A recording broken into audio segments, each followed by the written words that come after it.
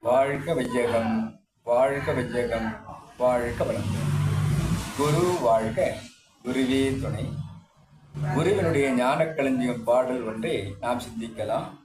பாடல் எண் 924. எளிய உணவு பொதுவான உணவு முறை என்ற தலைப்பிலே குருத்தந்திரக்கூடிய கவியை நாம் சிந்திப்போம். காலையிலே புஞ்சை தானியத்தாலான கஞ்சியோடு தேங்காய் கொடு எங்கும் பொக்கும். வேலை முடிந்திட்ட பின்னர் பகல் சாப்பாடு விதவிதமாய் காய்கறியோடு அரிசிச்சாலம்.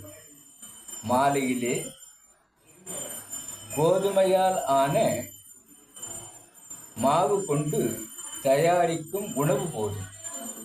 பாலை தனியாக இனிப்பு கூட்டி பருகிடலாம். வாழ்க வளமுடன்.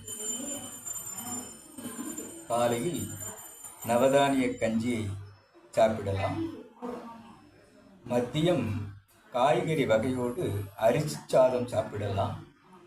இரவு கோதுமை மாவாலான ஏதோ ஒரு உணவை நாம் கோதுமை மாவு கொண்டு தயாரித்த உணவை உட்கொள்ளலாம். பாலை தனியாக காய்ச்சி இனிப்பு கூட்டி பருகிடலாம் என்று கூறுகிறார். ஆக எளிய முறை உணவு என்பது இதுதான். இது பொதுவாக அனைவருமே சாப்பிடுவதாக அமைக்கப்பட்டிருக்கிறது. இது உடலுக்கு நல்லது, உடலை கெடுக்காது.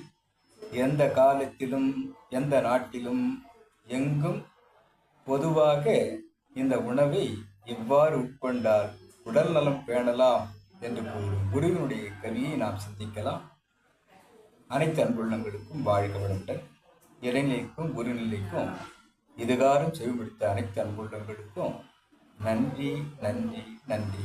வாழ்க வளமுடன் என வாழ்க்கை நிறைவு செய்கிறேன். வாழ்க.